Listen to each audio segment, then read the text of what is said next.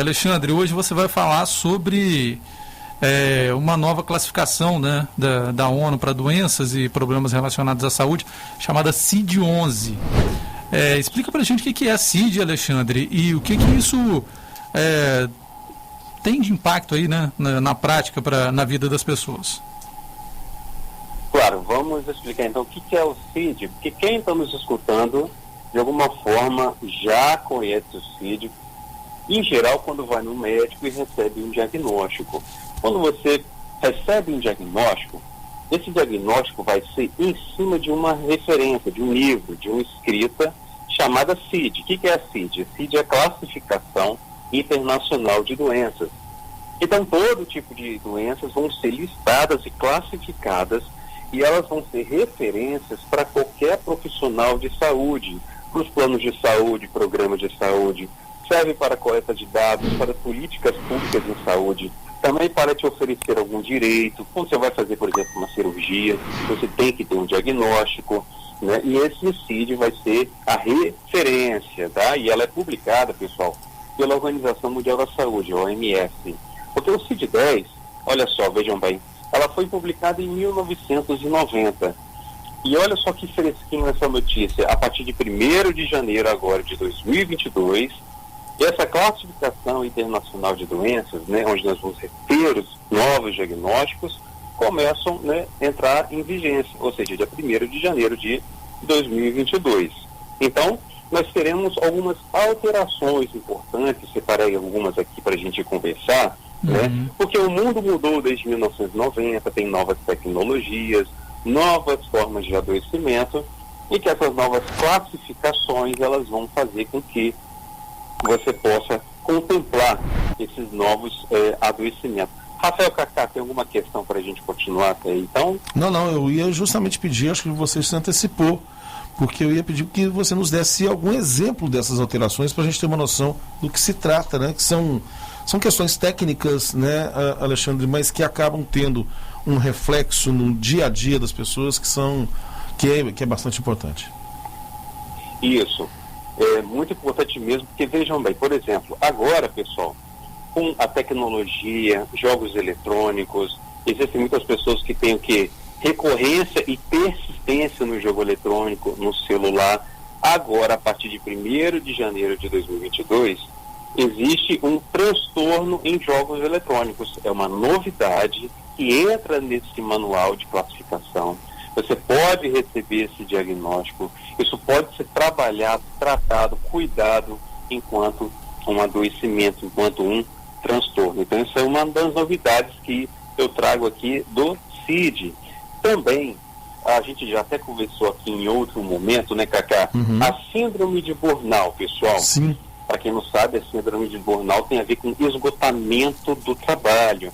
Até então, era visto como algo psicológico, e que a pessoa tinha ali que lidar com essa questão psicológica sua no trabalho, na qual ela tinha um esgotamento físico e mental. Mas, com esse CID-11, o que acontece? A síndrome de Burnout se transforma num adoecimento ocupacional, ou seja, tem relação, não é mais considerado um transtorno mental, mas algo do trabalho, tá? Tem relação com o gerenciamento de um trabalho inadequado. Então, se transforma um adoecimento ocupacional com todas as questões legais de direitos trabalhistas envolvidos, portanto, aí na síndrome de Burnout. É uma novidade desse CID-11. E também, pessoal, vou dar mais 3 exemplos aqui. A transexualidade, que era entendida como um distúrbio mental, ela passa a não ser mais entendida como um problema mental, tá? Pelos profissionais de saúde, pelos cientistas, por uma luta também da sociedade civil, uma luta do próprio movimento LGBTQIA+, para evitar o estigma. Então, a transexualidade não é mais doença, segundo os cientistas, os profissionais da saúde e a própria sociedade civil. E questões envolvendo sexualidade entram não mais como transtornos mentais, mas como questões de saúde sexual. Vejam bem. Um outro exemplo que eu trago é o autismo. Olha só, o autismo também, ele tinha várias classificações.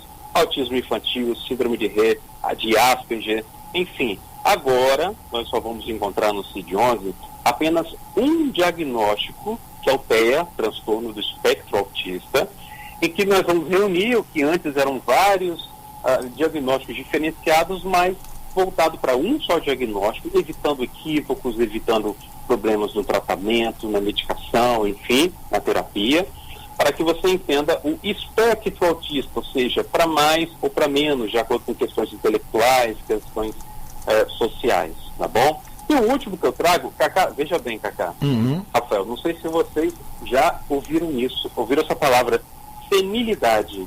O que vem na sua cabeça quando fala senilidade? Senilidade, para mim, está se referindo ao avanço da idade, em relação à velhice, não?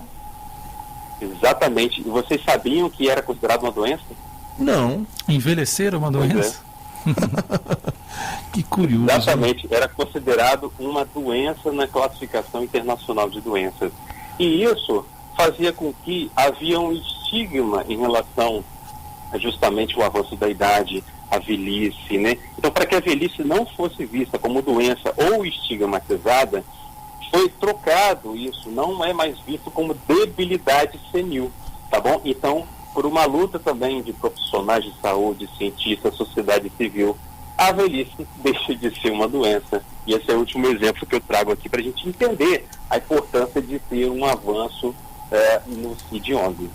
Agora, a gente pensa que essas questões elas são só técnicas, só de nomenclatura, e não é bem assim, muito pelo contrário.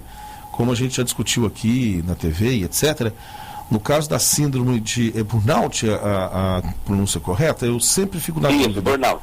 Pois é, no caso dessa síndrome, pelo fato de ela ser entendida agora dessa forma, por essa nova classificação, passa a ser entendido como uma doença laboral, então existem aí as consequências legais disso, né? Então a pessoa ela pode ser afastada, ter mantidos os seus direitos trabalhistas, justamente por conta do fato de haver um entendimento, de uma ligação entre a síndrome e a atividade profissional.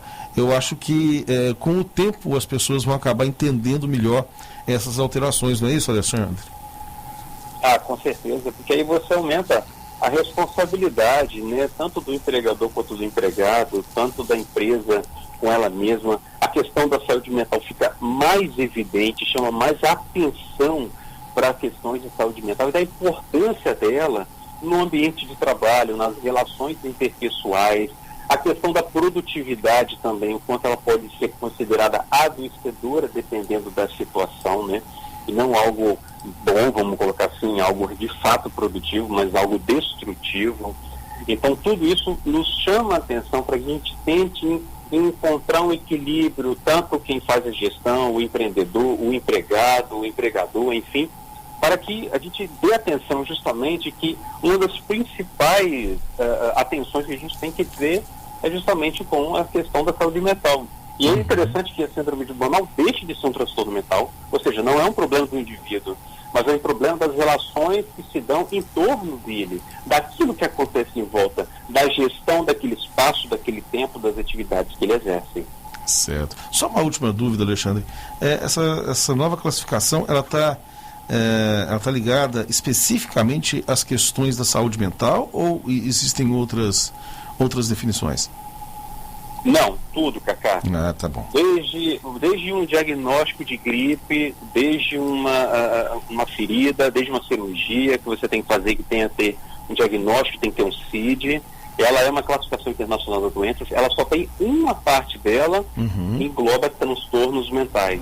Mas ela diz respeito a todo tipo de doença e ela é referência no mundo inteiro. Então ela é aceita em qualquer lugar do mundo. É uma forma dos profissionais de saúde no mundo inteiro ter uma linguagem comum, vamos dizer assim. Ok. Muito obrigado, Alexandre. Até a semana que vem e um ótimo ano.